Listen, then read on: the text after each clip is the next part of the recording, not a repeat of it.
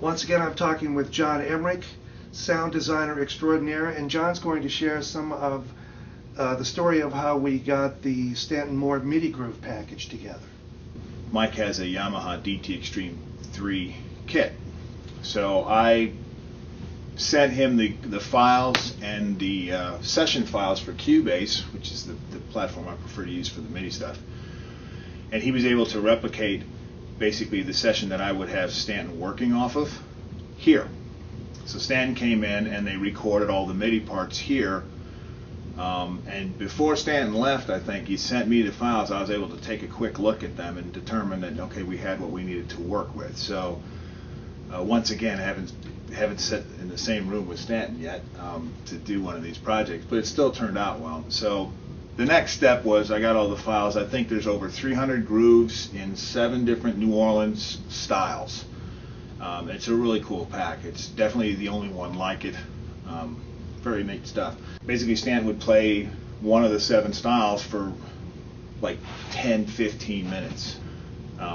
Really cool performance, but from that you have to extract the MIDI grooves. The MIDI grooves are 2 bars in length. Mm-hmm. So you're chopping out the 2 bar MIDI grooves, making sure they do the loop correctly, which is the turnaround point. And there's time and fills.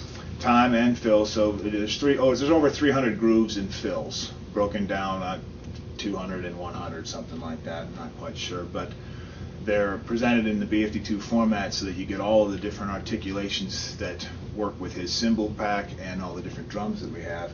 And within the B-52 system, I was actually able to replicate his galactic setup with drums that I had already recorded, including the Gretsch and a Pandero and the whole 9 yards. At the end of the day, it's very nice, very convincing, Stanton Moore in MIDI format. The thing that amazes me is when you hear these grooves played back, aside from the improvisational nature of being in the same room with another person, with